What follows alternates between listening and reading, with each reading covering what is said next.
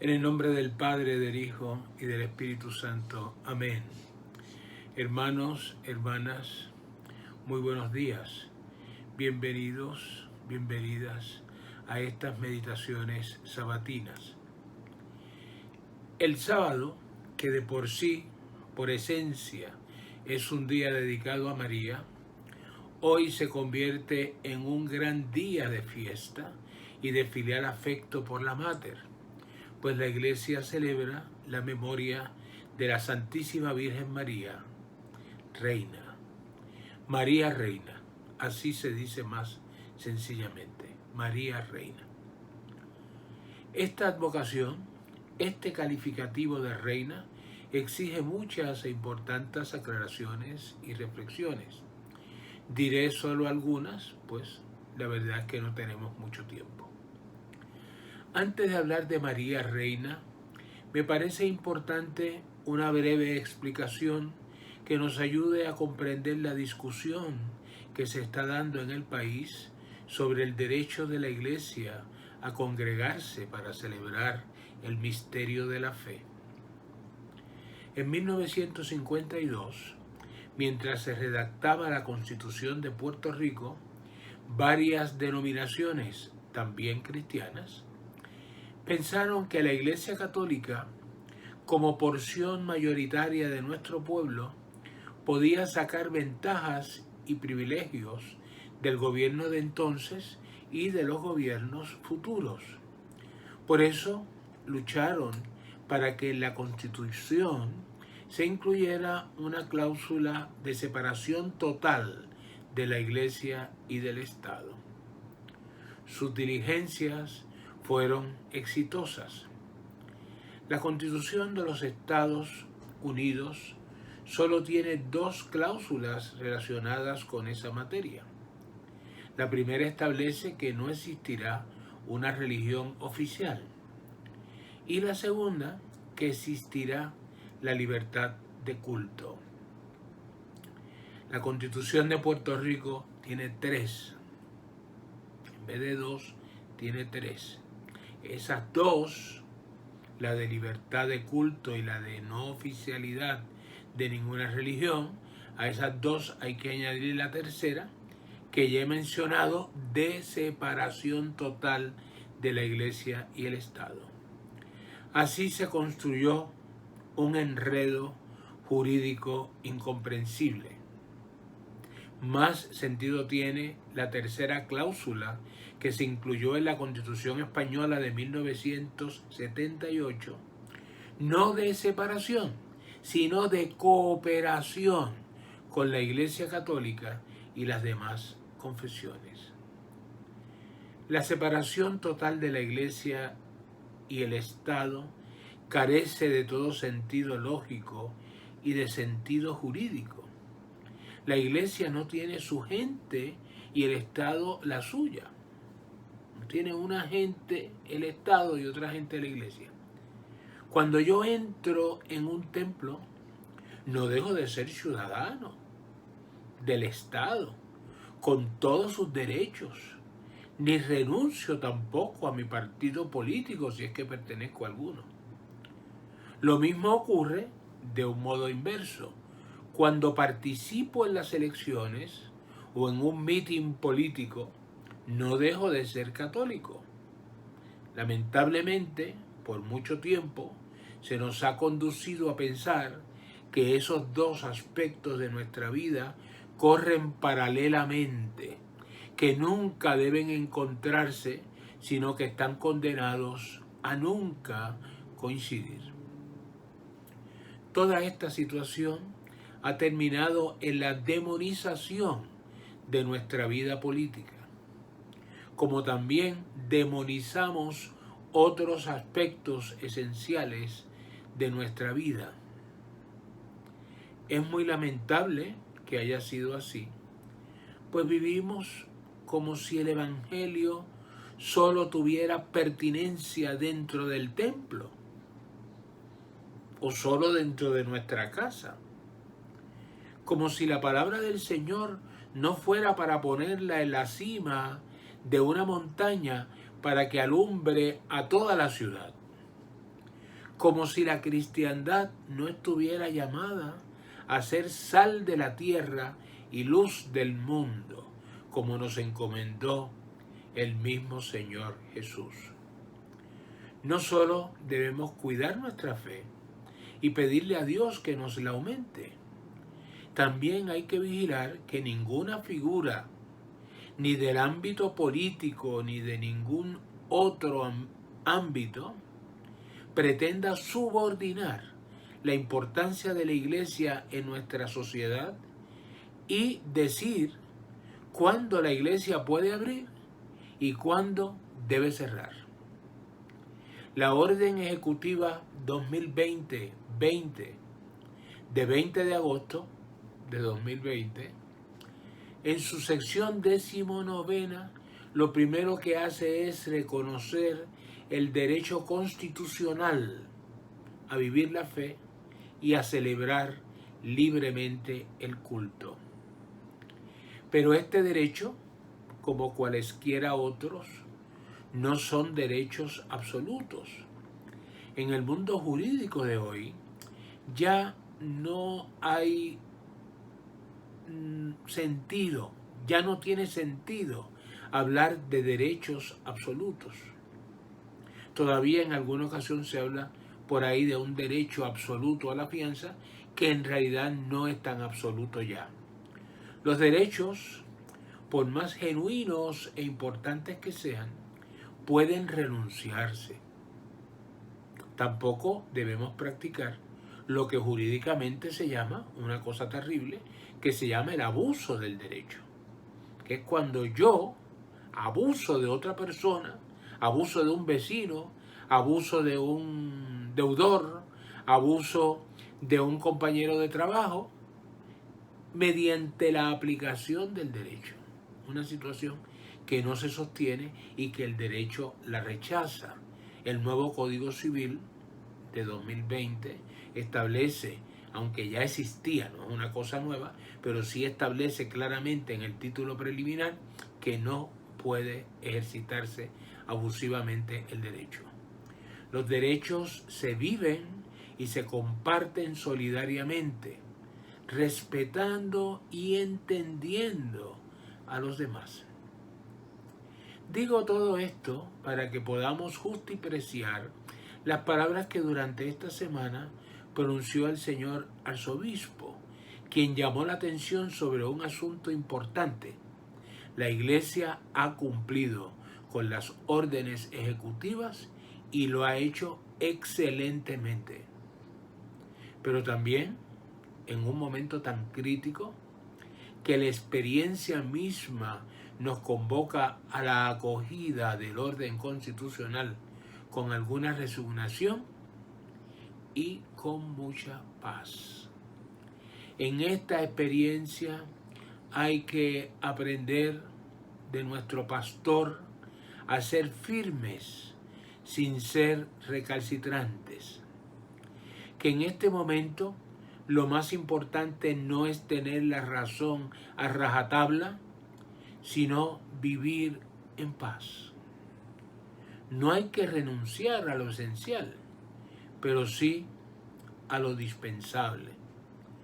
Todas las parroquias deben acoger esta actitud y no preparar un ejército de abogados y de abogadas que quieran llevar la razón en todo momento, sino que sean capaces de comprender a la feligresía y en paz contribuyan a generar más paz.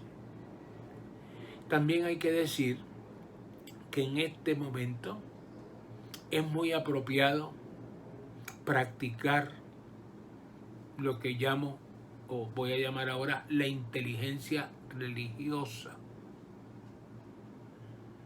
¿Qué quiero decir practicar con practicar la inteligencia religiosa en este momento? Pues saber que no está bien que pensemos que en la iglesia, porque sea la casa de Dios, es imposible la contaminación. Claro que puede haberla. Dios, para hacerse presente en nuestra realidad, se vale de cosas imperfectas que el ser humano cultiva en el campo o fabrica en sus talleres. Por eso, quienes pertenecen a los grupos de alto riesgo deben quedarse en sus hogares. Nuestras casas también son casas donde está Dios. No hay por qué exponer a nuestras familias con salidas innecesarias y peligrosas. El único derecho que no puede jurídicamente renunciarse es el derecho a la vida. Todos los demás, incluyendo el derecho a celebrar nuestra fe, pueden renunciarse. Eso ya lo he dicho. La Iglesia, con la autoridad que ha recibido del Señor, desde el primer momento nos ha dispensado del precepto dominical. Eso en ningún momento ha estado fuera de la mente y de las preocupaciones de nuestro episcopado.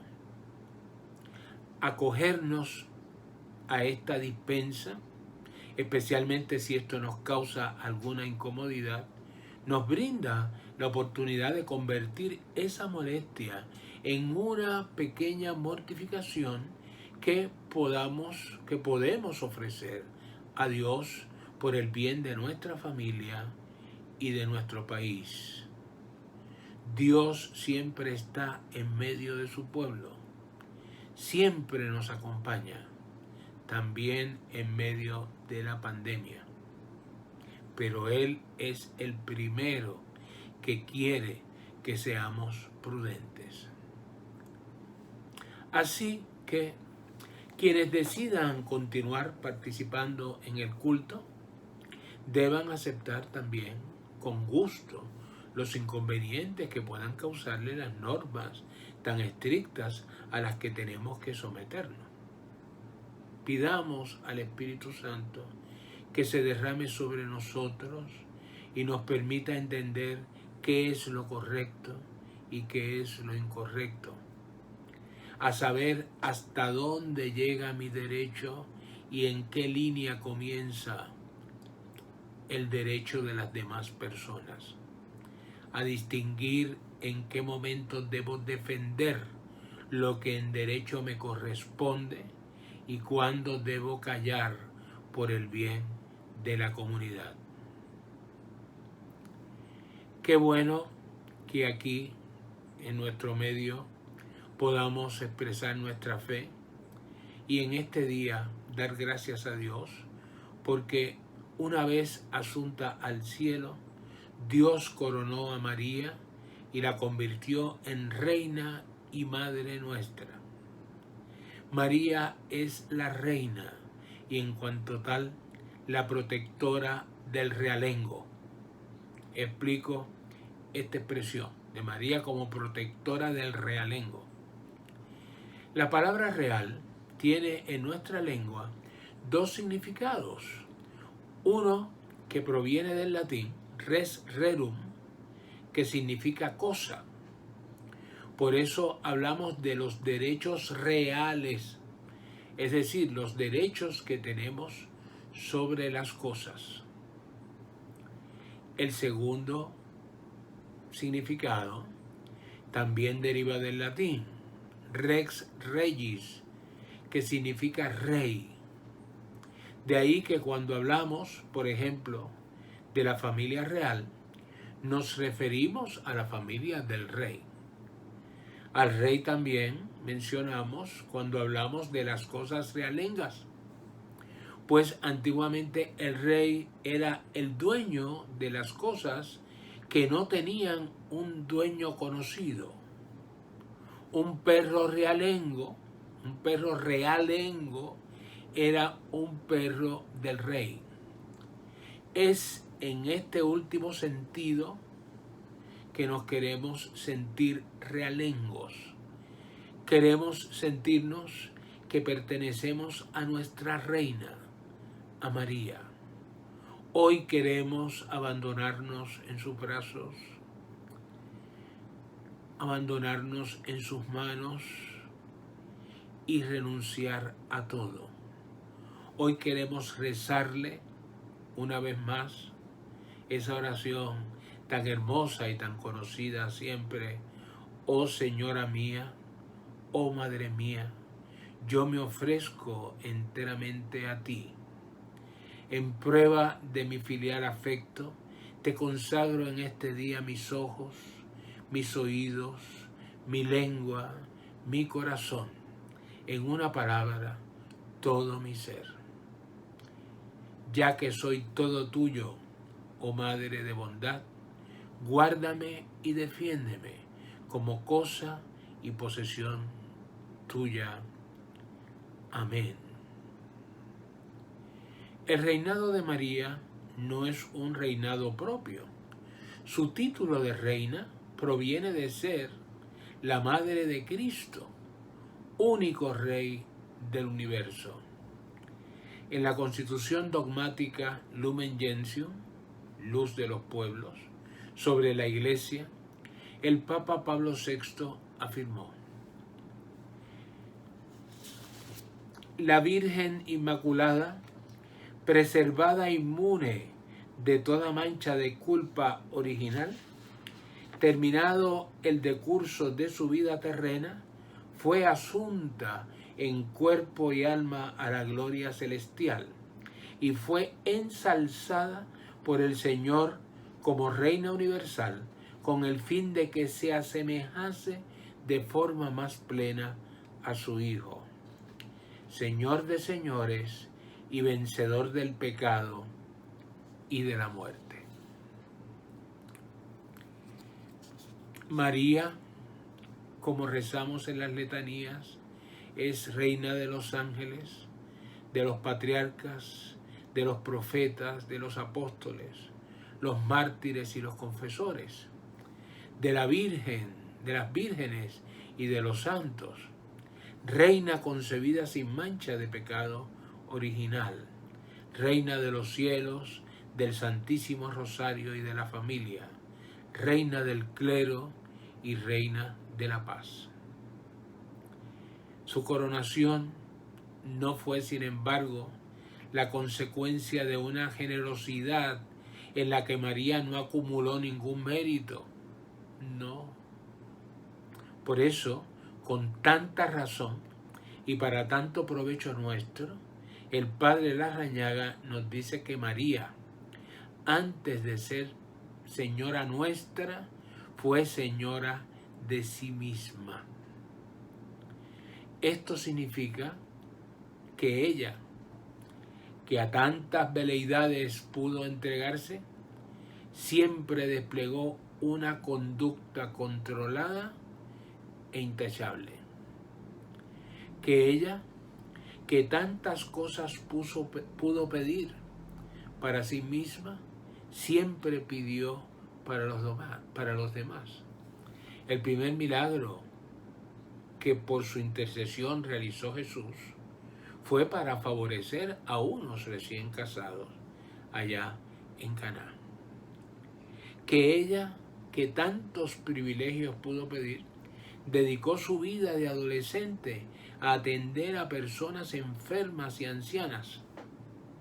No podemos pensar que el caso de Isabel y de Zacarías, que tan pronto María se enteró de que su prima anciana estaba embarazada, ella salió corriendo a atenderla. No podemos pensar que fue la primera vez. Cuando lo hizo es porque eso era un patrón en su vida. Que ella, que tantas comodidades pudo requerir, dedicó su vida a atender, como era la costumbre de su tiempo, a su marido y a su hijo, con todo el esfuerzo que esto requería, sin protestar, sin quejarse de que en muchas ocasiones trabajasen no para recibir dinero a cambio y para tener mejores las cosas de la casa, no, sino para reparar la casa de una persona pobre, y lo hacían gratuitamente. A veces decimos que Jesús y José eran carpinteros, y ciertamente lo eran, pero ellos eran más, como diríamos hoy día, handymen. Ellos eran unos handyman, es decir, gente que te arreglaba una puerta, una ventana, que te tapaba una hendidura que hubiese en la pared. Eran gente que sabían arreglar muchas cosas. Eso era realmente lo que eran Jesús y José, y lo hacían muchas veces gratuitamente. María fue señora de sí misma, porque ni en la vida ni en la muerte de Jesús optó por remilgarse. No fue mujer de gritos, de exabruptos, ni de lamentaciones. No hay nadie como María, quien con el dominio de sí misma, un control admirablemente demostrado ante la muerte de Jesús, pueda convertirse en nuestra amiga y compañera. En el momento de la alegría y cuando llega el momento del dolor, sobre todo cuando debemos cruzar el desierto de la muerte para llegar a la gloria de la resurrección. Durante esta semana examinemos qué cosas, qué situaciones o qué personas nos enfadan y nos conducen a perder los controles de la prudencia y de la caridad, a enojarnos y a reventar en exabruptos. Hay que examinar eso, pensarlo un poquito. Conversemos un poco con María. Imaginémosla en su casa de Nazaret, con su esposo y con su hijo, en paz. Pidámosle que nos ayude a superar nuestro carácter. Piensa en una persona que necesite que, como María, al enterarse del embarazo de Isabel, tú salgas corriendo, que necesite que tú salgas corriendo para llevarle una mano, un abrazo.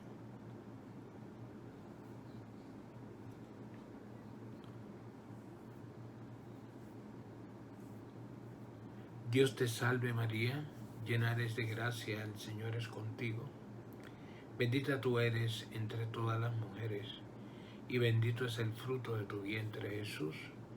Santa María, Madre de Dios, ruega por nosotros pecadores, ahora y en la hora de nuestra muerte.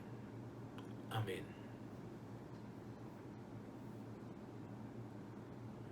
Oremos.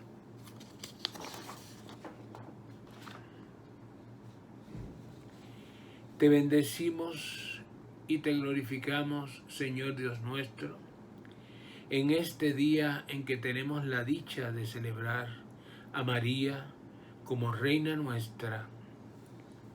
Te pedimos por todas las mujeres y todos los hombres que no te conocen, ni conocen a María, y también por quienes conociéndote no gozan de libertad para vivir públicamente su fe. Ayúdanos, Señor, por la intercesión de nuestra Reina y Madre, a controlar nuestros corajes y nuestros apetitos, que podamos, como María, ser dueños y dueñas de nuestras emociones y de nuestra debilidad. Te lo pedimos por Cristo, nuestro Señor. Amén. Que les bendiga el Dios Todopoderoso, que es Padre, Hijo y Espíritu Santo. Amén.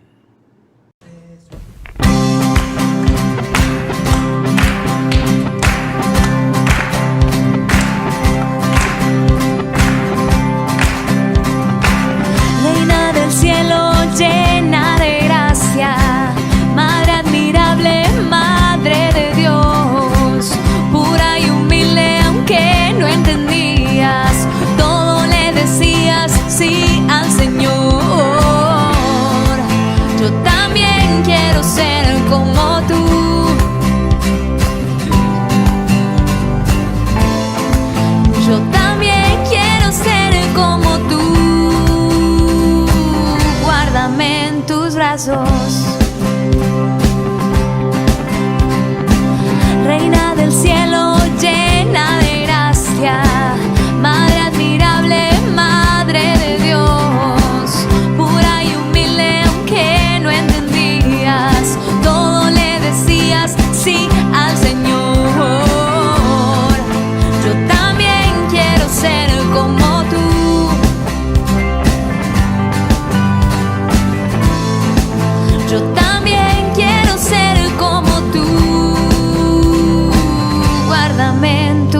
brazos.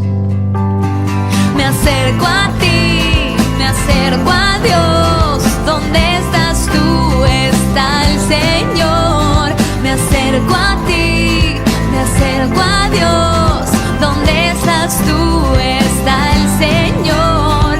Me acerco a ti, me acerco a Dios. ¿Dónde estás tú? Está el Señor. Me acerco a ti, me acerco a Dios. ¿Dónde estás tú? Está el Señor. Reina del cielo, llena de gracia, Madre admirable, Madre de Dios, pura y humilde aunque no entendías, todo le decías sí al Señor. Yo también quiero ser como tú.